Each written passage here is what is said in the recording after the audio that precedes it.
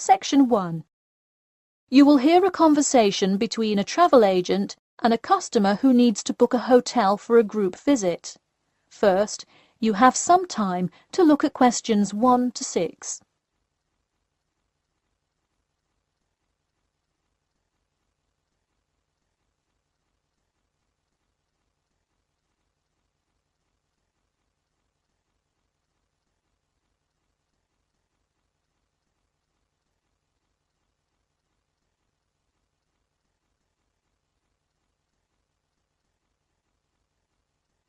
You will see that there is an example which has been done for you. On this occasion only, the conversation relating to this will be played first. Hello, Elite Travel. This is Emily speaking. How may I assist you today? Hi, I have a group visit to plan, and I wonder whether you could help me decide on which hotel to book. I've narrowed it down to either the Winchester, the Royal Hotel, or the Star Hotel. I'm wondering if you have a recommendation. I would be happy to help. Those three are excellent choices. If everyone is booking hotel rooms independently, an easy way to do it is online booking. The Star Hotel offers online bookings at no additional charge. It sounds fine. The woman says that the Star Hotel offers online bookings at no additional charge. So, choice B has been written in the space. Now we shall begin. You should answer the questions as you listen, because you will not hear the recording a second time. Listen carefully and answer questions 1 to 6.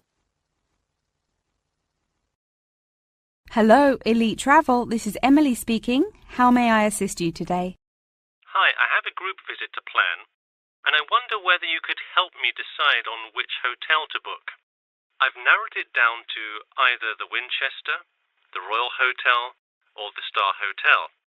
I'm wondering if you have a recommendation. I would be happy to help.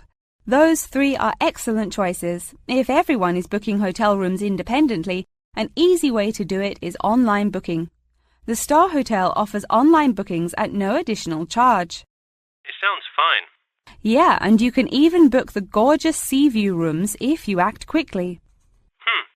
I'll consider that. It would be great since we're mostly first-time visitors to the area to get a nice view of the water. Now, are there handicap-accessible rooms? Yes, all three options have access for the physically disabled. Great. I should also mention that we'll be on a tight schedule, so we won't have much time to go out for meals. Which of these hotels serve food?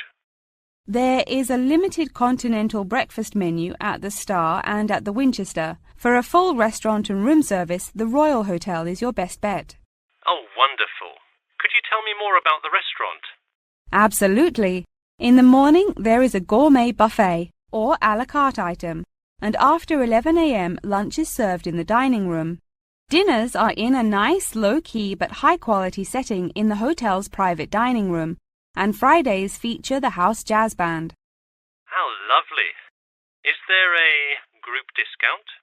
No, sorry, not at the Royal Hotel. Let me check on the others, though.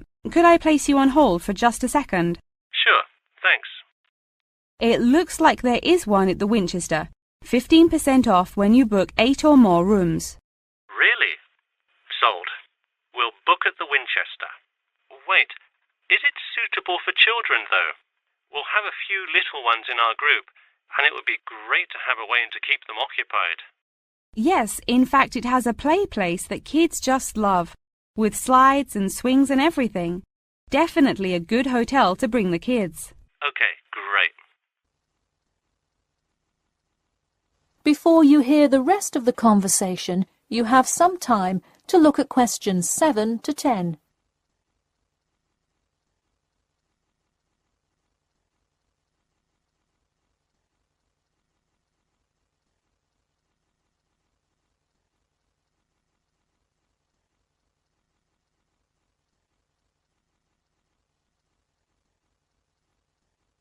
Now listen and answer questions 7 to 10. So now I know where we'll be staying. What next? should I go ahead and book transportation and assign rooms and everything? Well, for now, there are only a few things for you to take care of. We will hold a block of rooms for you as soon as you send a deposit. I recommend booking as soon as possible, so you probably want to send the invitations as soon as you know how many rooms to hold. Oh, right. Okay. I'll send the invitations and put down the deposit. Is there anything else I should take care of? Great! And don't worry about this now, but sometime before you arrive, do let us know if you'll be requiring our transport service to and from the airport. I'll make sure to let you know. Does that incur a service charge, or perhaps a tip, or some presents to show our gratitude for the personal car service? Oh, don't worry about it. It is a free service, so if you would like to tip, you are welcome to do so. But hotel drivers do not accept gifts. Thanks for your help. My pleasure. Enjoy your stay at the Winchester. That is the end of section 1. You now have half a minute to check your answers.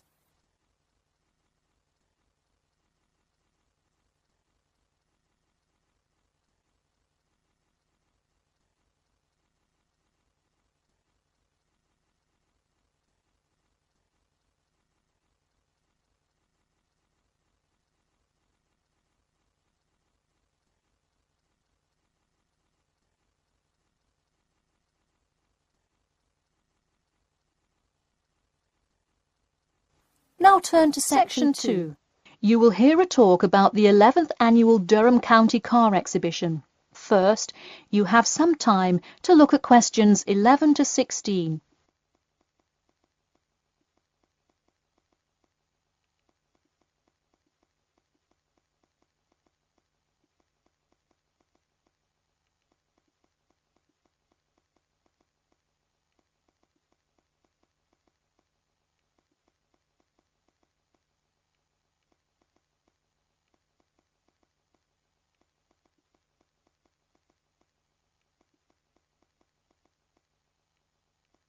Now, listen carefully and answer questions 11 to 16. Ladies and gentlemen of Durham, start your engines. Skip Gordon here, inviting you to the 11th Annual Durham County Car Exhibition. That's right, it's that time of year again. Mark your calendars. The pre-opening event kicks off on the 18th, and the exhibition officially opens to the public on Saturday, March the 19th. Take it from me, you won't want to miss Durham's most attended public event of the year 5 times running. You don't have to be a motorhead to appreciate the finest cars, both new and old, in existence today, but it helps. Be one of the 70,000 people to see everything from big rig monster trucks to good old-fashioned classic hot rods. Get your tickets now. Admission is £10 for adults and £5 for children during off-peak times, and £20 for adults and £10 for children, and senior citizens on weekends and for full-day passes. Come see vintage classics, bid in the auctions, and even test out a few on the Winners' Circle racetrack. An insider tip: weekends are the exact time when all of the best attractions take place. But to avoid Saturday crowds, join us this Sunday. You'll see me, Skip Gordon, and all your friends from WKXP there this Sunday at our very own booth, so stop by and say hi, and you might just win a prize of your own. A new attraction this year will be the addition of a new car category, electricity, namely the electric car class. See displays from Toyota, Honda, and you guessed it, Tesla. Watch as the first generation of fully electric cars compete on style, ride, and watch the main entertainment as there's going to be a fabulous show of racing car to see who takes home fastest battery-powered car. While not typically known for their speed, this new class is guaranteed to surprise you. Before you hear the rest of the talk, you have some time to look at questions 17 to 20.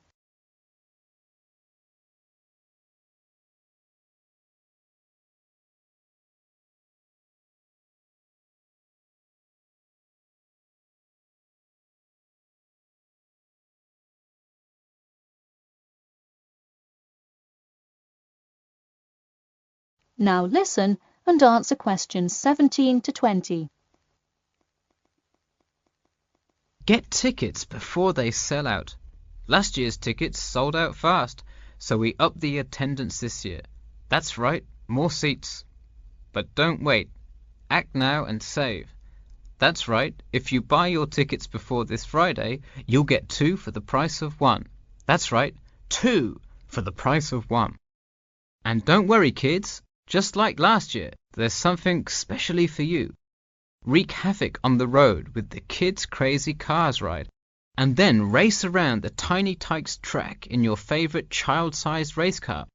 Meanwhile, Mom and Dad can take a spin in a ride a bit more than their size.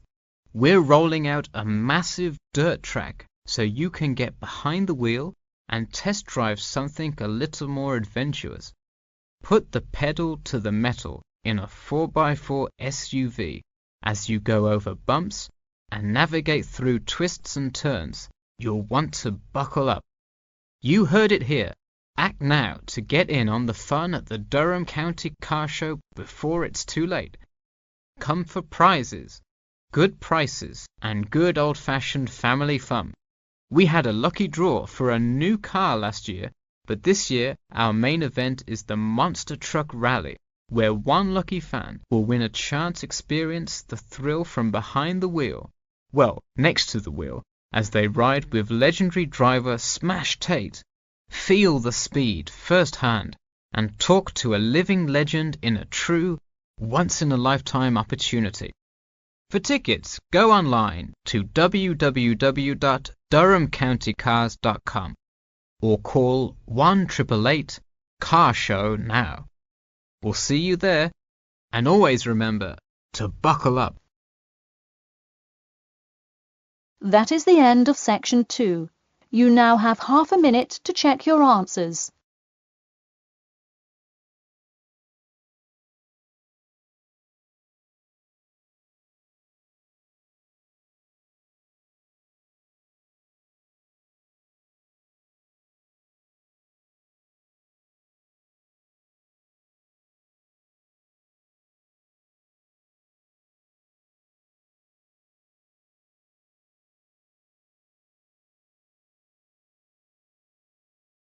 Section 3. Now turn to section 3. You will hear a student asking Professor Jameson for advice in choosing courses for next semester.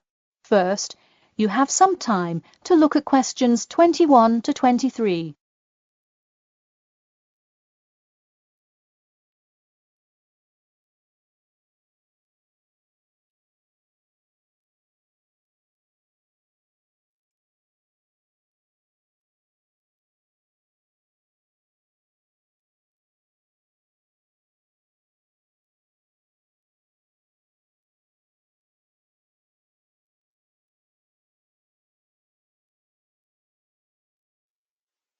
Now, listen carefully and answer questions 21 to 23.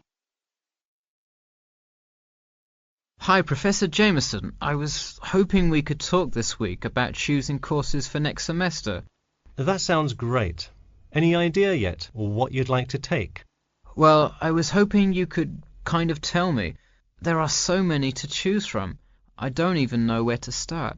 Sure. Well, first things first. Do you know what you will major in? It's important to take courses that are relevant to your career path. Well, I think I want to major in biology. I want to go to medical school, so it seems like it would make sense. I agree. If you like biology, it's definitely a good idea to focus on that, since so many of the requirements overlap. Okay, so I should take a few biology classes then? Yes, let's start there. You should pick 1 or 2 biology classes.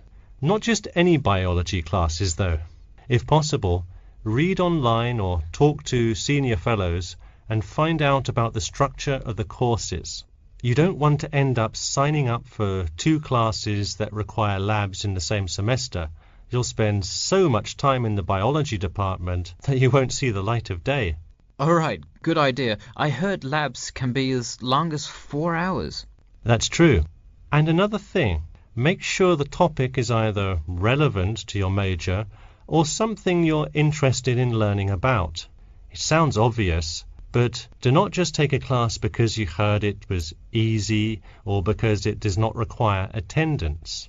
Of course not, though it would be really nice to have at least one class that's a little bit less rigorous than the ones I'm taking this semester. I barely sleep as it is with all this studying. That may have more to do with your study habits, though I don't disagree that your schedule is really difficult this semester. Before you hear the rest of the talk, you have some time to look at questions 24 to 30.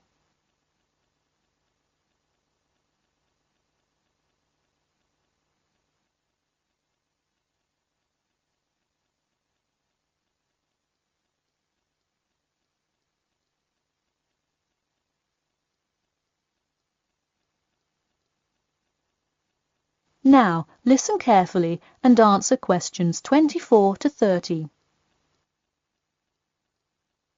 So, any idea which biology classes you may decide on for next semester? Well, I was thinking of taking human physiology. It sounds relevant and interesting.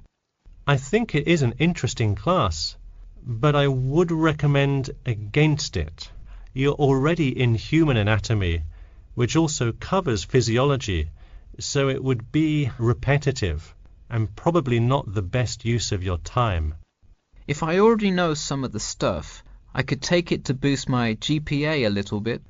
You could maybe do that, except the professor that teaches it is famous for giving out the fewest A's of any professor. Oh well, never mind. Now, changing subjects. Have you decided yet on your research topic? Well, I actually decided I don't want to do a research paper. I'm going to do a dissertation instead. I think I will much more enjoy coming up with a thesis and finding all the details to support it. I see. Didn't you already do some of the research, though? What happened to that? Well, I started doing research, then the more data I collected, the more complicated things got.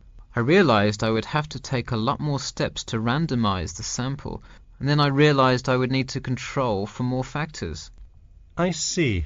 What kind of data collection did you do? I interviewed employees at the water treatment facility after Professor Dickinson recommended it. I understand. Well, the research paper could be much more outside work, but it may be worth it if that is what you're interested in. No, I am a lot happier just doing the dissertation. That's fine with me. Just remember, you need to finish your first draft and send it in soon. It's already the middle of February. Oh wow, it is, isn't it? I just have to finish it by the end of March, right? Yep, but don't forget, the date will really sneak up on you. Okay, I'll make sure to set reminders in my calendar. And who do I talk to about registering my dissertation? You should go to the department office and then talk to the secretary. I thought I needed to talk to the department head. Not for registering. If you need help developing your dissertation, that's when you should go to the department head. I see. And who would I see about getting access to the database of past research on my topic? That you can find in the computer lab, specifically in the office. You'll have to ask a lab technician to give you access. Okay, well, I'll go ahead and get started on that then. Thanks. That is the end of section 3. You now have half a minute to check your answers.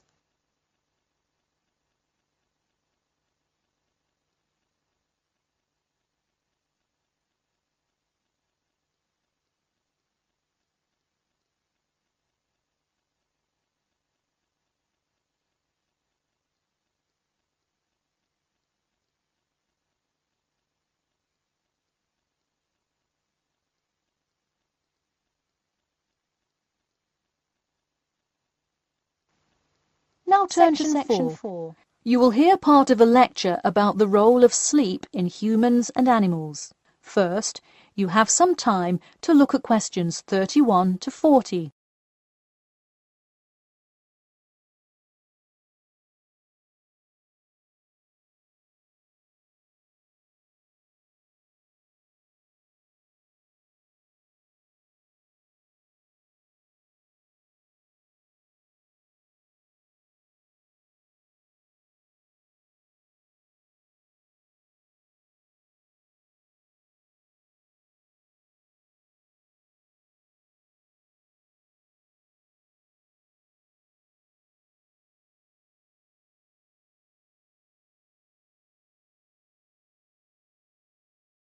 Now, listen carefully and answer questions 31 to 40. Good morning, everyone. In today's lecture, I'm going to talk about the role of sleep in humans and animals. Of all the biological processes in the animal kingdom, sleep is perhaps the most important. A human can survive for almost 2 weeks without eating, but did you know that 1 week without sleep can be fatal? It's even worse for animals, especially for those who must avoid predators. Without sleep, an animal is much less capable of avoiding an attack. This is the case for all animals, whether they are reptiles, mammals, or fish. Let us look now at how different animals sleep, reasons for their ways of rest, and the potential problems they might encounter. In marine life, sleep must be balanced with breathing. For example, the dolphin must float to the surface as it sleeps in order to breathe. Like other large sea mammals, they keep one eye open and one half of the brain awake at all times to maintain some amount of consciousness required to breathe and to watch out for possible threats. They sleep with only one brain hemisphere in slow-wave sleep. Birds also have unusual sleeping patterns, mostly due to being constantly on edge in the presence of numerous predators. They usually sleep quite lightly. For example, Swainson's thrush, also called olive-backed thrush, is a medium-sized thrush that takes hundreds of naps during the day, each of which lasts just a few seconds. While migrating, migratory birds tend to function well on micronaps. Horses, on the other hand, do most of their sleeping standing up. Scientists think that horses developed their habit of sleeping upright as a defense mechanism, a way of protecting themselves against predators, and a standing position keeps a horse in a constant state of readiness to race away if danger should approach. Also, horses do occasionally take short naps lying down. Horses are heavy animals with big muscles, but their bones are surprisingly delicate, so lying in one position for a long time could well injure a horse. Just like humans, animals can also have sleeping problems. Dr. John Hendricks and Adrian Morrison from the School of Veterinary Medicine, University of Pennsylvania in Philadelphia, determined that certain diseases were primarily associated with the sleep states in animals. In their research, they emphasized that because so much in this area still remains unclear, animal models were very important for studies of sleep disorders. The physiology of sleep in animals is similar to that of humans.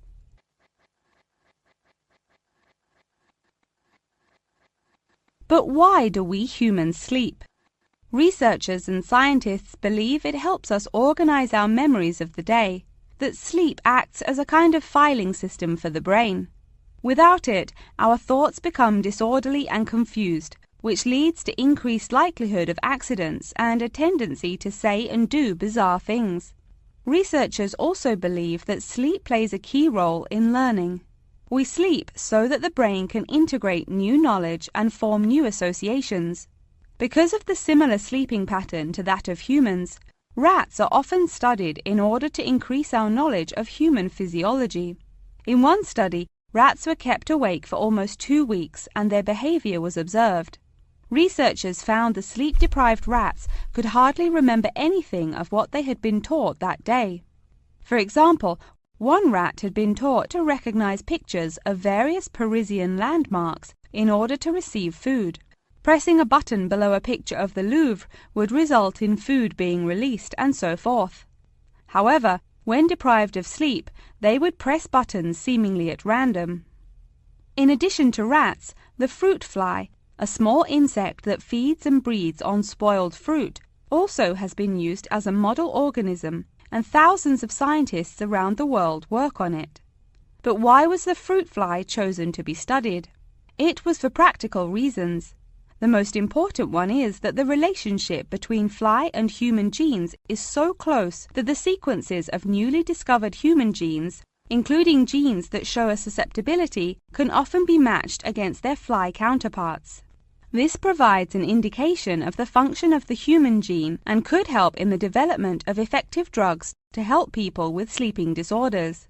Therefore, many scientists today choose to study the genetic structure of the fruit fly, which could make a particularly important contribution to the understanding of developmental processes in humans.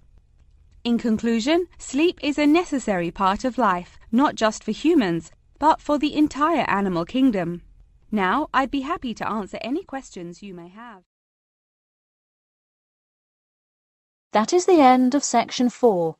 You now have half a minute to check your answers.